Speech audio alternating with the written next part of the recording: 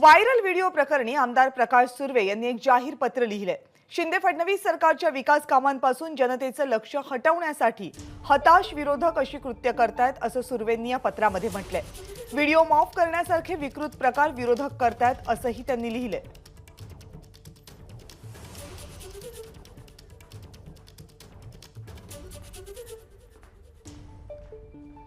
हा video viral झाल्यापासून शीतल म्हात्रे यांनी आपली भूमिका स्पष्ट केली होती, मात्र प्रकाश सुर्वे यांनी कोणतीही भूमिका अजून तरी स्पष्ट केली नव्हती। आज जे पत्र त्यांनी लिहिलंय त्या पत्रामध्ये ते म्हणतात की 11 एप्रिल रोजी लोकप्रकल्पांच्या उद्घाटन सोहळ्यानंतर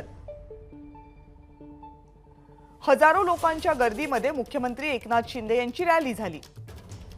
यावेळी प्रचंड गर्दी होती आणि आवाजामध्ये मला माझ्या बहिणी समान असलेल्या सौ शीतल म्हात्रे याच कार्यक्रमाबाबत काही सांगत असताना व्हिडिओमध्ये चुकीचं गाणं घालून महिलांचा अपमान करण्याच्या विकृत मानसिकतेतून हा व्हिडिओ सोशल मीडियामध्ये प्रसारित केला गेला।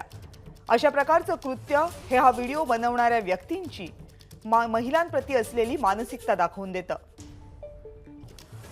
विकास कामांपासून लक्ष विचलित करण्यासाठी विरोधकांनी हे कृत्य केल्याचं प्रकाश सुर्वे यांचं म्हणणं आहे। प्रकाश सुर्वे यांनी जवळपास 2 ते 3 दिवस या प्रकरणावर कोणतीही प्रतिक्रिया दिली नव्हती।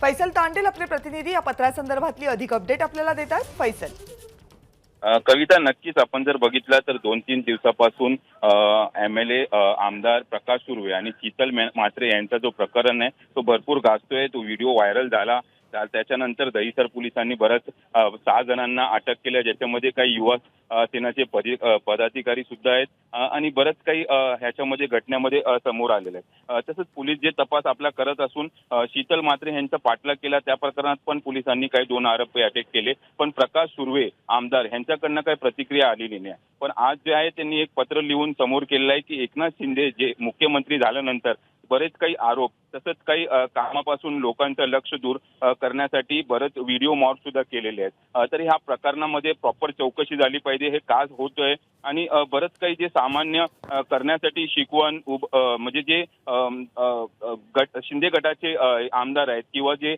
कार्यकर्ते आहेत त्यांना त्रास देण्याचा किंवा त्यांची बदनामी करण्याची जी कार्य सुरू आहे त्या संदर्भात लक्ष केंद्रित करण्यास सांगितलेलं आहे। कविता, धन्यवाद फैसल या सगळ्या सविस्तर माहितीबद्दल। एबीपी माझा, उघडा डोळे बघा नीट।